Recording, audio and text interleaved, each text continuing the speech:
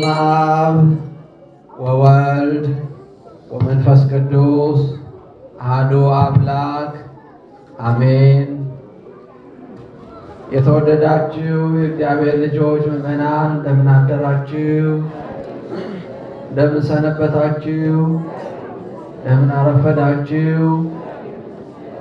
እግዚአብሔር ይመስገን ብለን ስሙን እንድንጠራ የፈቀደልን የአባቶቻችን አምላክ እግዚአብሔር ስሙ የተመሰገነ ይሁን። ዘወትር በአማላጅነት የማትለየን እናታችን እመቤታችን ወላዲተ አምላክ ቅድስት ድንግል ማርያም ምስጋና ይድረሳት። የመስቀሉ በረከት ከሁላችን ጋር ይሁን። ወኢትሚት ገጸከ እምኔየ፣ በመከራዬ ቀን አቤቱ ፊትህን ከኔ አትመልስ። ነቢየ እግዚአብሔር ልበ አምላክ የተባለው በእግዚአብሔር የተወደደው እንደ ልቤ ብሎ እግዚአብሔር የመሰከረለት መልካም ልጅ ብሎ እግዚአብሔር የመሰከረለት ቅዱስ ዳዊት የተናገረው ቃል ነው። በመዝሙሩ 101 ከቁጥር 2 ላይ የተጻፈ ቃል ነው። ሁልጊዜ በቤተ ክርስቲያናችን ለጸሎት የምንጠቀምበት መዝሙረ ዳዊት ከዚያ ክፍል ውስጥ የሚገኝ ነው። አቤቱ ጸሎቴን ስማ፣ ጩኸቴንም ለቅሶዬንም እንባዬንም ተመልከት እያለ ወደ እግዚአብሔር ወደ አምላኩ ወደ ፈጣሪው የጸለየው ጸሎት ነው። ታዲያ ቅዱስ ዳዊት አስቀድሞ ፈጣሪውን የጠየቀው ወደ አንተ በምቀርብበት ጊዜ፣ ወደ አንተ ልመና ይዤ በምቀርብበት ጊዜ፣ ወደ አንተ መስዋዕት ይዤ በምቀርብበት ጊዜ፣ ወደ አንተ ጥያቄ ይዤ በምቀርብበት ጊዜ እባክህን ፊትህን ከኔ አትመልስ አለ። ይህ ጸሎት የሁላችንም ጸሎት ሊሆን ያስፈልገዋል። የመጀመሪያው ጸሎት መሆን ያለበት እግዚአብሔር አምላክ መስዋዕቴን ይቀበለዋል ብለን ነው ራሳችንን መጠየቅ ያለብን። እግዚአብሔር ጸሎቴን እየሰማኝ ነው? እግዚአብሔር እውነት በእኔ ዘንድ አለ? እውነት እኔ ያለሁት በእግዚአብሔር ፊት ነው? እውነት እግዚአብሔር ጸሎቴን ልመናዬን እየመለሰልኝ ነው ብለን ራሳችንን እንድንጠይቅ የሚያደርግ ትምህርት ነው። ቅዱስ ዳዊት ሁላችን እንደምናውቀው ገና ከሕፃንነቱ በቅንነት በሰውና በእግዚአብሔር ፊት ይመላለስ የነበረ የእግዚአብሔር ወዳጅ ነው። እግዚአብሔርም እጅግ አድርጎ ያከበረው ከታናሽነት ወደ ታላቅነት ከፍ ከፍ ያደረገው ከብዙ ፈተና ከብዙ መከራ የጠበቀው ነው። ቅዱስ ዳዊት ከዚያ ሁሉ ፈተና መከራ እግዚአብሔር የታደገው እርሱም እግዚአብሔርን አጥብቆ ይወድና ይፈራ ስለነበረ ነው። በእግዚአብሔር ፍርሃት ይመላለስ ነበረ።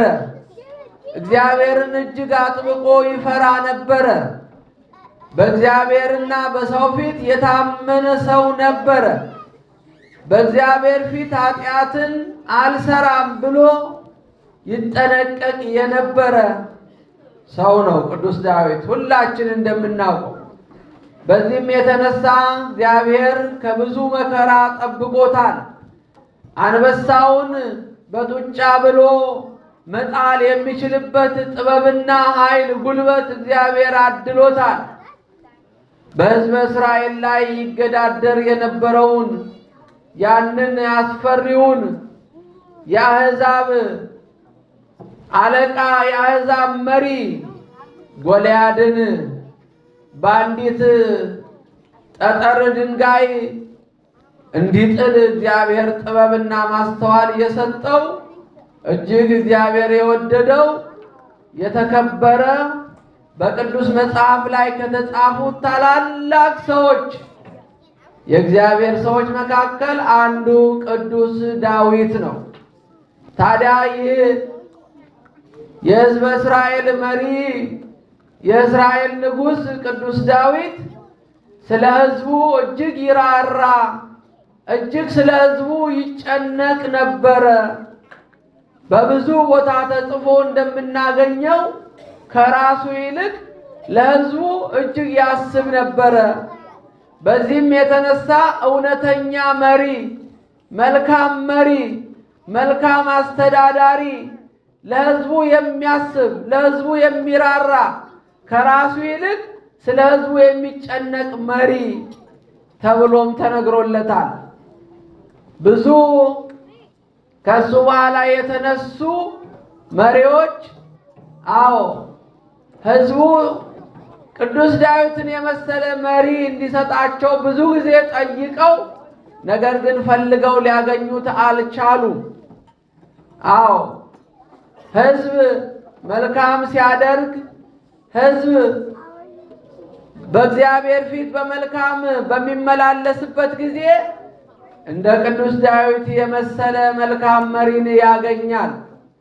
ነገር ግን እኛ ባመፅን ጊዜ፣ ለእግዚአብሔር እምቢ ባልን ጊዜ፣ ለእግዚአብሔር መታዘዝ እምቢ ባልን ጊዜ መልካም መሪ ማግኘት እንቸገራለን።